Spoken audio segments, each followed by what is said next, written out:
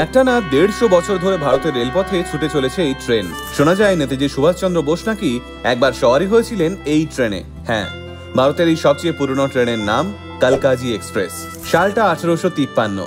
British রাজ east India কোম্পানির হাত ধরে ভারতের রেল ব্যবস্থার সূত্রপাত। 70,000 কিলোমিটার দীর্ঘ ভারতের রেল রুটকে বিশ্বের অন্যতম বৃহৎ রেল রুট বলে ধরা হয়। ইতিহাস বলছে আমাদের দেশের সবচেয়ে পুরনো কালকাজি এক্সপ্রেসের সফর শুরু হয়েছিল 1866 সালের 1 জানুয়ারি। তারপর থেকে সময় গড়িয়েছে, দেশ স্বাধীন হয়েছে, একাধিক পরিবর্তন এসেছে ভারতীয় রেল ব্যবস্থায়।